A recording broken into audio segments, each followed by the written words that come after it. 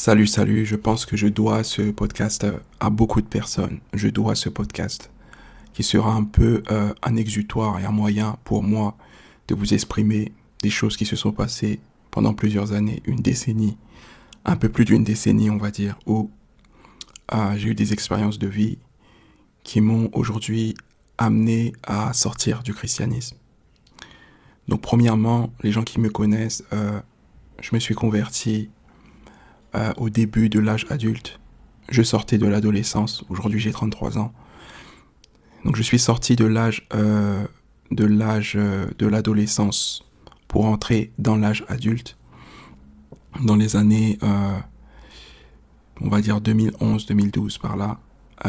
La première expérience que j'ai eue d'une rencontre personnelle avec je vais dire les entités du christianisme, c'était au moment où j'étais avec une jeune fille qui était un peu plus jeune que moi, et donc elle était témoin de Jéhovah. Et puis grâce à elle, j'ai pu commencer à chercher qui était Dieu. Je suis né dans le christianisme, premièrement dans le catholicisme, et puis nous avons bifurqué dans le protestantisme avec les courants évangéliques, donc dans une église évangélique. Et donc c'est une chose que je connaissais, mais à un certain âge, je suis entré dans le monde, j'ai commencé à vivre mes premières expériences, etc., sur le plan charnel, et puis donc je rencontre cette jeune fille, etc., qui est témoin de Jéhovah, et puis nous avons une certaine complicité, etc. Et puis elle me parle de mariage, et elle me dit que pour que nous puissions nous marier, il faut que tu sois témoin de Jéhovah. Donc je l'écoute, mais je commence après à faire mes propres recherches pour ne pas entrer dans une religion sans forcément connaître les soubassements de cette religion. Et donc lorsque je commence à faire mes recherches, en même temps je m'intéresse à la prière, donc je prie, je commence à lire la Bible, et puis mon grand frère qui était également évangélique, on va dire ses premières années de conversion, donc il me fait part de l'évangile, etc., dans un contexte particulier qui m'amena à ma conversion. Je vais pas trop rentrer dans les détails, mais voilà. Donc à ce moment-là, par des manières surnaturelles, des songes, des visions, etc., et d'autres expériences que j'ai pu avoir, je commence à m'accrocher à Dieu. Je commence à m'accrocher à Dieu tout en gardant ma relation de l'époque et tout en continuant dans une vie d'impudicité ou de débauche. Et au fur et à mesure que j'évolue avec cette jeune fille en question, je me rends compte l'un des premiers bémols, c'est celui que il y a une différence entre les témoins de Jéhovah et les évangéliques. Les mouvements des témoins de Jéhovah qui ont été fondés par la Tour de Garde, qui était un groupe d'études bibliques, avec à leur tête Charles Russell. Donc c'était vraiment des hommes qui ont étudié la Bible, etc., et qui promotionnent le nom de Jéhovah comme nom authentique de Dieu. Alors que Jéhovah, le J n'existe pas dans la langue originale hébraïque. Le J n'est qu'une déformation du Y. Et le Y en réalité n'est pas un Y. Donc le Y vient du Yod. Bon, je ferme la parenthèse. Et puis, au fur et à mesure, je vois que le fondateur des témoins de Jéhovah est franc-maçon. Et c'est une période aussi où je cherchais un peu sur tout ce qui est complot. Donc imaginez-vous, c'est une époque où tout ce qui est complot n'était pas forcément promu. Mais même avant de connaître cette fille-là, j'étais déjà, entre guillemets, en train de regarder des vidéos sur les complots, etc., la série des AIV, sur Dailymotion, etc. Et puis, donc quand j'étais avec cette fille-là, je me suis rendu compte que oui, la franc-maçonnerie sont directement le cœur du complot, et c'est un groupe organisé qui est hyper puissant et dans lesquels nous retrouvons plusieurs réseaux liés à la politique, l'économie, le militantisme, le capitalisme, etc. Et donc, à ce moment-là, je lui fais part de ces choses-là.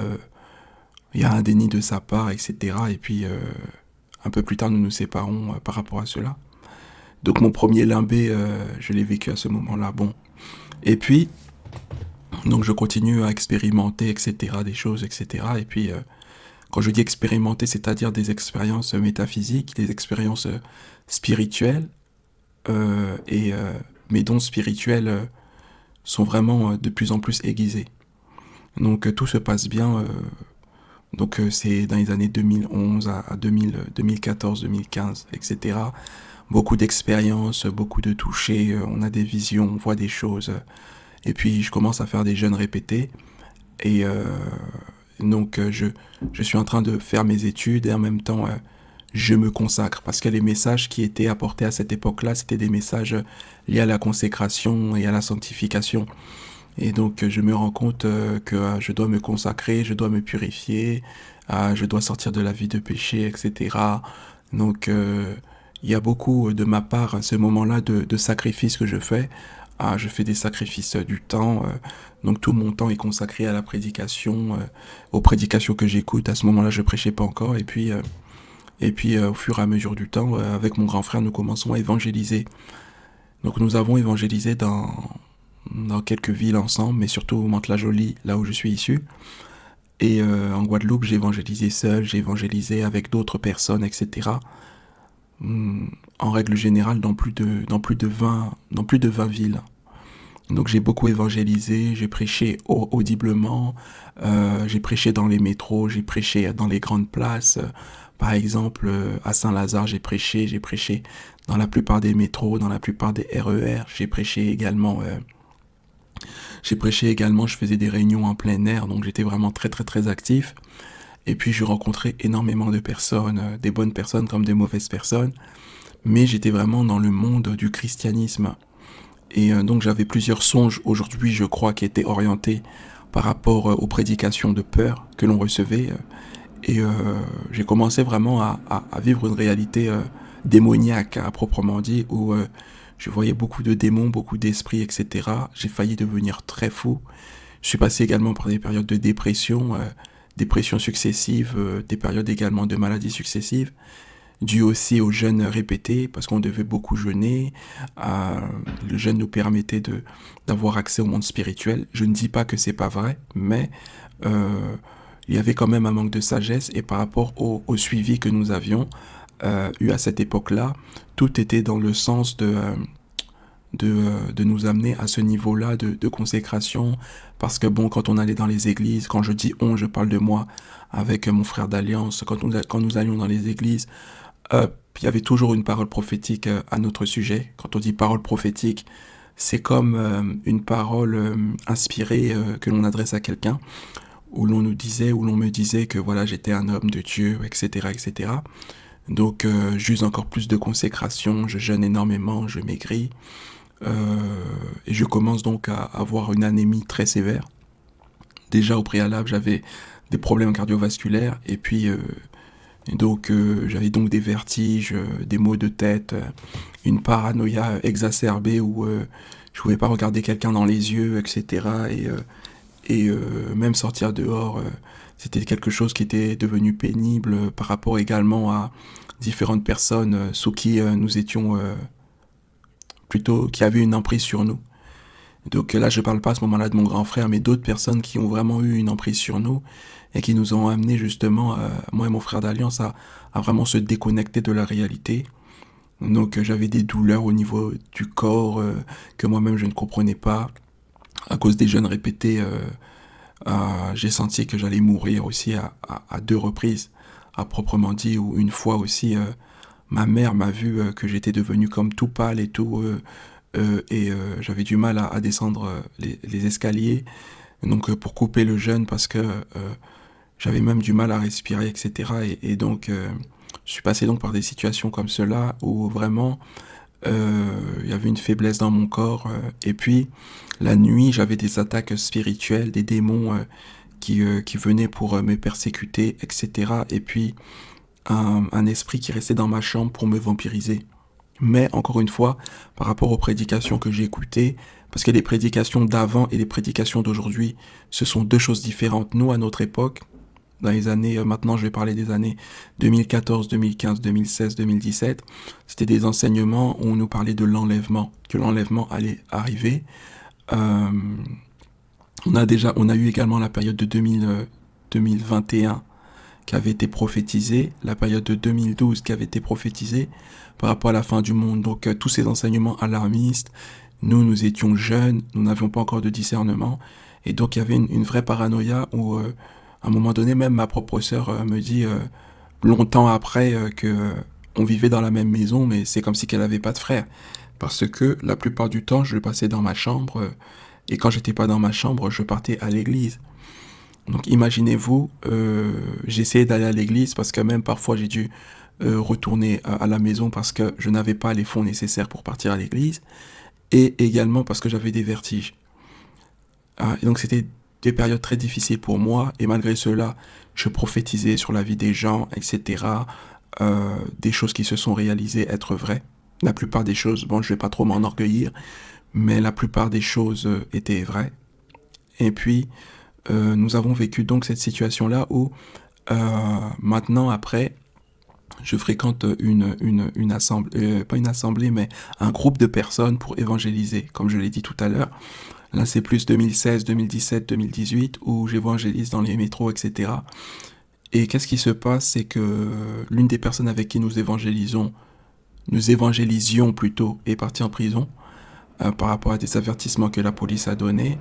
Il y a beaucoup de personnes qui ont eu des possessions démoniaques dans les métros et dans les trains, qui aujourd'hui, entre guillemets, sont retournées dans le monde. Il y a des personnes qui sont rentrées dans des grandes dépressions. Et puis, il y a d'autres personnes que j'ai pu connaître que je ne sais pas où ils sont aujourd'hui. Donc, c'est quelque chose de très grave, ce que nous avons vécu. Et les choses que j'ai compris, c'est que en premier lieu, il y a les expériences spirituelles, il y a le zèle. Il y a d'autres personnes qui sortent du bateau à cause du copinage, parce que la personne trouve un copain ou une copine.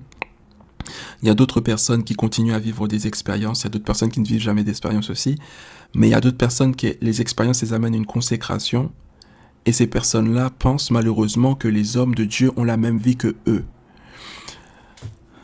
Les hommes de Dieu que les gens voient sur Internet, les Marcelo Tunasi, les Joël Francis Tatou, etc., n'ont pas la même vie que vous. Beaucoup ne prient pas. Beaucoup ne prient pas. Beaucoup de ces hommes-là, parce que quand je suis rentré dans le milieu, les gens peut-être vont penser que c'est un jugement, mais quand je suis rentré dans le milieu des serviteurs de Dieu, je me suis rendu compte de l'hypocrisie. C'est-à-dire que vous sacrifiez les choses parce que vous avez une foi en Dieu et parce que également vous avez vécu des expériences, mais les autres qui sont autour, même s'ils ont vécu des expériences, il y a des serviteurs qui couchaient avec les filles de l'église, même il y en a parfois qui ont enceinté des filles de l'église et qui les ont poussées à avorter, des relations multiples de débauchés, etc., même avec... même des serviteurs qui ont couché avec les femmes d'autres serviteurs de Dieu. Donc déjà sur le plan sexuel, c'était la débandade. Mais à cette période-là, beaucoup de personnes ne savaient pas ça parce que les scandales n'étaient pas sortis. Les scandales sur Michael Kalambay, les scandales sur Moïse Billet et sur toute la clique avec l'un des prophètes du Gabon qui est compatriote ou très ami avec Joël Francis Tatou, qui est couché avec une modèle qui était fiancée par exemple. Les gens ne se rendaient pas compte. Même des servantes de Dieu, entre guillemets, comme les Prisca Lolenga, etc. Donc il y a beaucoup de choses que j'ai appris à cette période-là et que ces personnes-là vivaient dans une pure hypocrisie pendant que les personnes qui étaient sincères donnaient la dîme, même si on n'avait pas de revenus ou qu'on touchait parfois le RSA, on donnait la dîme, d'accord, on donnait l'argent, etc. Et on ne se rendait pas compte de tout ce qui se passait derrière. C'était vraiment des personnes qui s'enrichissaient derrière notre dos, des personnes aussi qui font des promesses qui ne tiennent pas du tout leurs promesses, des problèmes de psychologique. Je dis psychologique aujourd'hui parce que je sais que c'est psychologique, mais avant, je me disais que c'était des problèmes démoniaques, alors qu'il y a beaucoup de personnes qui fréquentent les églises parce qu'ils ont vraiment besoin d'aide, ils ont vraiment des problèmes psychologiques et ils ont vraiment besoin d'aide et il y a personne qui peut les aider. Et moi-même, je me rends compte que au fur et à mesure que je rentrais en profondeur dans les églises, etc., de plus en plus que j'avais une fragilité mentale, j'avais une fragilité psychologique où j'étais toujours en alerte, j'avais des moments où je pleurais parce que je me rendais compte que j'étais pas assez dans la sanctification, j'étais pas assez pur, j'étais pas assez saint entre guillemets. Et donc je me renfermais sur moi-même, parce que je me disais, si Jésus revient, comment je pourrais être enlevé? Imaginez-vous. Donc les hommes de Dieu en question, par rapport aux hommes de Dieu qui connaissent des hommes de Dieu, j'ai entendu des bruits de couloir, mais également par rapport aux hommes de Dieu que je fréquentais, j'ai vu des choses, j'ai entendu des choses qui malheureusement ont été vraies. D'accord. Des hommes de Dieu qui détournent l'argent des fidèles, c'est-à-dire qu'il faut le savoir qu'une église est en premier lieu une association. Si une église n'est pas une association qui a été déclarée, euh, le pasteur doit le dire. Donc moi-même, je l'avais dit quand j'ai commencé la Maison des Deux Chandeliers, que quand j'étais... Parce qu'aujourd'hui, je ne me considère plus vraiment comme pasteur, mais j'ai dit que je n'ai pas déclaré l'association, l'église en tant qu'association. Et donc, quand vous êtes déclaré en tant qu'association, quand une église est déclarée en tant qu'association, vos comptes financiers doivent être clairs. C'est-à-dire, il n'y a pas une histoire de je prends de l'argent pour m'acheter une grosse voiture ou je prends de l'argent pour pouvoir faire des voyages, etc. ou pour pouvoir manger dans des restaurants hyper chers. C'est le cas de beaucoup de pasteurs congolais, de beaucoup de pasteurs ivoiriens, de beaucoup de pasteurs gabonais et camerounais. Vous voyez. Je connais pas trop le monde anglophone, mais c'est le cas par rapport à eux.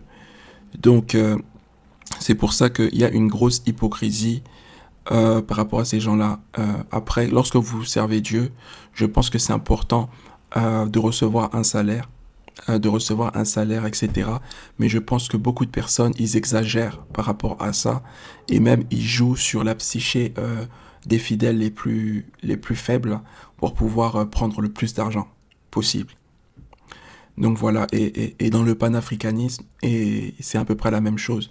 Il y a des personnes que vous allez consulter euh, qui sont des maîtres spirituels qui vont vous voler votre argent. Sachez-le, c'est partout la même merde, faut dire la vérité. Donc après ma consécration, donc la consécration que j'ai eue, que j'ai faite, était liée à tous ces enseignements-là, ça a amené une certaine dépendance. Donc je dépendais de l'église. À un moment donné, je me disais non, il faut que j'aille à l'église pour pouvoir me ressourcer. Donc aller à l'église, c'est un moyen, entre guillemets, de pouvoir se défouler, de pouvoir ressortir toute cette tristesse qu'on a en nous, de pouvoir ressortir tout ce mal-être que l'on a en nous, mais on ne sait pas d'où vient ce mal-être, on ne s'en rend pas compte que c'est les propres messages que l'on entend qui forment ce mal-être. Donc on est dans un cercle vicieux, on a besoin d'aller à l'église par rapport à cela, et puis de retourner chez nous. Mais puisque moi, j'étais un peu en même temps en autodidacte, entre guillemets, il y avait des moments aussi que je passais beaucoup seul avec le Seigneur. Donc ça crée une vision irréaliste de la vie, une vision déconnectée de la vie. J'écoutais plus la musique du monde. euh, il y a beaucoup de personnes que je ne fréquentais plus parce que c'était pas des chrétiens, parce que c'était pas des enfants de Dieu, parce que c'était des musulmans, c'était des personnes d'autres religions. Et à l'époque, parce que les gens ne le savent pas, mais les enseignements allaient dans ce sens-là. Oui. Peut-être qu'aujourd'hui, vous êtes des chrétiens que vous vous êtes convertis il y a peut-être 2-3 ans. Parce que également, les chrétiens que j'ai fréquentés qui se sont convertis il y a 8 ans euh, avant 2025, donc 8 ans avant 2025, eux-mêmes ont reçu des enseignements où ils devaient vraiment couper les liens avec les personnes du monde. Vous comprenez? Donc nous, on a reçu ces enseignements-là, ça. Maintenant, peut-être que vous avez reçu des enseignements différents. Parce que aussi, tout à l'heure, je vais en parler, mais je reviens sur la dépendance. Donc, ces enseignements qui nous rendent dépendants de l'Église et dépendants également de la présence des hommes de Dieu. L'irréalisme. Donc, nous sommes dans un monde irréel, avec beaucoup de psychose. C'est pour ça que je dis, il y a beaucoup de chrétiens évangéliques, même Église de réveil, parce que les deux mouvements en France se sont un peu imbriqués l'un à l'autre. Vous voyez? Donc il y a beaucoup qui doivent aller consulter des psychologues parce qu'il y a des problèmes psychologiques que beaucoup ont aujourd'hui à cause des églises. Plus tard, l'année dernière, 2024, j'ai recontacté une sœur avec qui je marchais à l'époque, une prophétesse. Elle se disait prophétesse, mais elle a vraiment ces capacités-là. Et nous avions discuté sur ce sujet-là. Et puis, elle m'a dit qu'elle était partie en hôpital psychiatrique, justement à Lyon. Alors que nous sommes connus sur Paris. Elle était en hôpital psychiatrique. Donc, imaginez-vous. Parce que le fait qu'on nous amène dans une réalité qui est faussée, qui est fausse, et qui est destructive parce que, je sais pas si ça se dit destructive, mais parce qu'en gros, elle est destructive parce que elle amène la présence des démons partout. Des démons, il y avait les messages de maman Olengi qui est décédée, la famille Olengi, etc. Les églises de réveil qui se sont vraiment bâties sur les enseignements contre les démons, les forces démoniaques, etc. On doit prier, etc. Le monde de pandémonium, etc. Et puis, tous ces enseignements-là que nous avions reçus à l'époque, plus l'isolement, imaginez-vous, plus le fait d'être vraiment concentré sur ces choses-là nous a amené sincèrement à avoir des problèmes psychologiques, des troubles psychologiques. J'ai eu des crises d'angoisse par rapport à ça. Mon ami en question a eu des crises d'angoisse parce que tout ce qu'on a reçu à l'époque était mauvais. Aujourd'hui, ils opèrent d'une autre manière. Il y a beaucoup plus de messages sur le mariage, il y a beaucoup plus de messages sur les fiançailles, sur l'argent, etc. Mais à mon époque, ce n'était pas du tout le cas. C'est comme si que nous, on a dû tester, on était comme dans un laboratoire, toute une génération dans un laboratoire, où ils ont testé leurs enseignements sur nous, et puis voir la réaction. Et puis au fur et à mesure, ils s'adaptent parce qu'ils voient de l'extrémisme, etc., etc. Mais il est trop tard. Cet extrémisme que nous avons vécu a détruit beaucoup de personnes. Il y a eu des jeunes que moi-même j'ai connus, avec qui je parlais sur Twitter à l'époque, ça s'appelait Twitter, qui sont aujourd'hui décédés. Il y a des personnes, des jeunes que j'ai connus qui ont eu des crises cardiaques, qui ont craché du sang. Vous voyez ? Pourquoi ? Parce que les enseignements que nous avions reçus, c'était des enseignements d'extrémistes. Et toutes les personnes qui se sont converties il y a 7-8 ans également, c'est la même chose. On a reçu des enseignements d'extrémisme. Aujourd'hui, peut-être qu'ils opèrent d'une autre manière, je ne sais pas. Mais par rapport à ce que j'ai entendu, il y a des églises qui ont gardé ce côté extrémisme, et il y en a d'autres qui sont en train de s'adapter à la vague du monde pour l'argent, parce qu'ils ont besoin d'argent. Donc, il y a eu beaucoup de déni à cette période-là. C'est pour ça que sur le plan professionnel, ça n'allait pas. Par rapport à la santé, ça n'allait pas. Puisque les deux sont liés. Vous ne pouvez pas travailler longtemps si vous avez des problèmes de santé. Vous voyez ? Et nous voyons à l'époque, la mentalité qu'on avait, c'est « Ouais, ceux qui mangent tous les jours et tout, c'est des gens qui sont charnels. » Alors qu'aujourd'hui, la vision que j'ai, c'est « Il est normal de manger tous les jours. » Il y a des périodes qui sont bonnes pour le jeûne. Mais sinon, en règle générale, nous devons manger. Et ça, c'est normal. Donc, il y a eu un déni. Il y a eu un déni par rapport à plusieurs choses. Il y a eu des associations d'idées qui n'étaient pas du tout saines, qui étaient très mauvaises. D'écouter une musique qui parle d'amour, un zouk qui parle d'amour, auparavant, c'était démoniaque pour moi. Mais aujourd'hui, je me rends compte que non, c'est pas démoniaque. J'écoute un zouk qui parle d'amour, j'écoute un compas qui parle d'amour, j'ai envie de m'amuser, j'ai envie d'enjoy. Je le fais. Et il y a des chrétiens qui vont le faire en cachette par rapport à l'hypocrisie. Et donc moi, quand je me suis déconnecté de toutes ces choses-là, j'ai commencé à aller de mieux en mieux. Au fur et à mesure, j'ai commencé à prendre soin de ma santé. J'ai oublié un petit point essentiel, c'est que aussi, nous, par rapport aux enseignements que l'on avait reçus, ces pasteurs qui ont aujourd'hui changé de discours, pour beaucoup, nous expliquaient que oui, ça sert pas trop d'aller voir les médecins, il y a la guérison divine.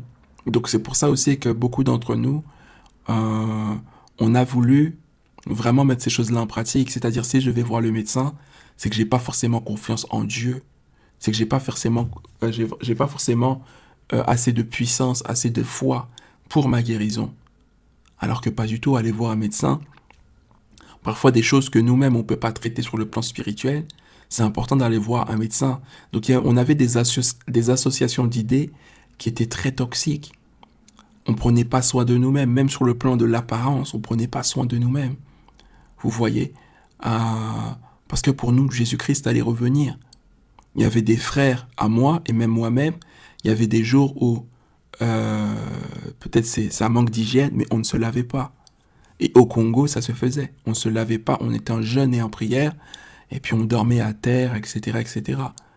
Donc déjà, une mauvaise qualité de sommeil, ça favorise également les hallucinations. Donc on était euh, dans un monde qui était irréel, avec des hallucinations, avec des choses que l'on voyait qui étaient fausses, avec des choses que l'on voyait qui étaient liées à notre état psychique, de peur, imaginez-vous. Donc, quand je suis sorti de tout ça, au fur et à mesure du temps, les gens se sont dit, ah, il est retourné dans le monde. Et ça montre encore une fois que ces milieux-là sont des milieux hyper toxiques. C'est que ces personnes-là, la plupart ne sont plus là. Quand je dis la plupart, il n'y a personne qui est là aujourd'hui. Vous voyez, parce qu'ils se sont rendus compte de ces choses-là, que oui, il est parti, il a quitté ce milieu-là, donc je ne suis plus leur frère. Mais quand tu es dans ce milieu-là, les gens parlent d'amour. Mais en vrai, ils n'ont pas l'amour. Dans ces milieux-là, il n'y a pas l'amour, il y a la peur, il y a l'hypocrisie. Et on avait des phrases que l'on disait aussi pour contrecarrer les personnes qui parlaient des défauts de l'Église. C'était quoi ces phrases-là? L'Église, c'est un hôpital. C'est normal qu'il y a des personnes qui vont mal, qui viennent à l'Église. C'est normal que les gens viennent avec leurs défauts. Mais il y a défauts et il y a la triade noire. C'est pas la même chose. Avoir la triade noire et avoir des défauts, c'est deux choses différentes. Pour ceux qui ne connaissent pas, faites vos recherches sur la triade noire. C'est deux choses différentes.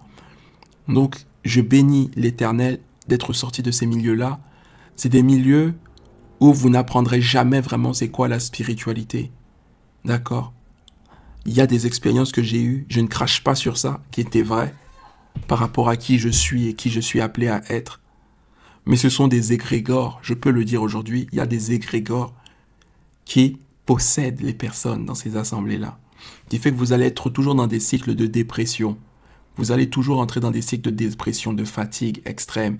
Vous allez rentrer dans des cycles aussi, des cycles de débauche. Beaucoup sont dans des cycles de débauche. Et quand vous sortez de ces milieux-là, certes, vous avez mis la sexualité comme tout le monde, mais vous n'allez pas avoir ces pulsions-là que certains ont après la prière dans les églises. Ils ont des pulsions. Et c'est ça qui les amène à coucher les uns avec les autres. Il y a beaucoup de choses à dire sur le plan spirituel du christianisme, sur la jésulatrie, etc. Mais en règle générale, pour ceux qui vont suivre mon Patreon, vous aurez plus d'informations à ce sujet-là. Le tout dernier point que je vais vous dire aujourd'hui, c'est ce que j'ai compris par rapport aux églises, c'est qu'il y a des vagues. Il y a eu ma vague, nous, on était jeunes, et quand on est jeune, on est aussi vulnérable. Vous voyez? On est jeune, on est vulnérable, et puis on entre dans cet engrenage-là de l'église, parce que, par exemple, on a des questions existentielles. Dès que ma vague, la plupart sont sortis des églises, il y a une autre vague. Et ainsi de suite, il y a des vagues qui viennent et il y a des vagues qui partent. Et dans les vagues qui viennent et dans les vagues qui partent, donc c'est de génération en génération, mais lorsque je parle de génération, je vais préciser une chose, c'est des générations, on va dire, de 3-4 ans, pas plus. C'est-à-dire, moi, les années 91, à un certain âge, on a commencé à fréquenter les églises. On est parti. D'autres personnes de la génération, par exemple 96, que nous aussi on a amenés dans les églises, sont en train de quitter les églises, et vice-versa. Et il y a toujours un petit restant de ces générations qui restent dans les églises. Mais la plupart sont partis.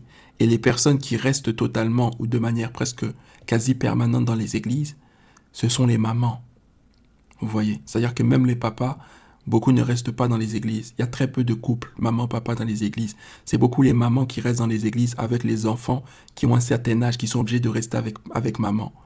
Vous voyez? Mais cette vague-là, après, cette vague va partir. Il y a une autre vague qui va venir eux-mêmes. L'argent, ils vont prendre l'argent.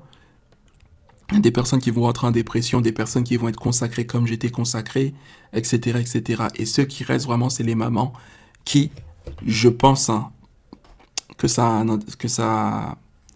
puisse pas déranger les gens, mais je vais vous dire une vérité. Je pense que ces mamans restent aussi parce que y a des biais cognitifs qui sont déjà dissonants en elles qui fait en sorte qu'elles ne peuvent pas se remettre en question sur ce qu'elles écoutent et sur leur propre vie. Parce qu'en fin de compte, beaucoup, lorsqu'ils fréquentent les églises, leur vie ne change pas. Très peu leur vie change. Tu vis toujours dans la même maison, tu vis toujours dans la même situation. Tu essayes de te battre. Et si tu réussis, en fin de compte, tu réussis par rapport à tes propres efforts. Au revoir.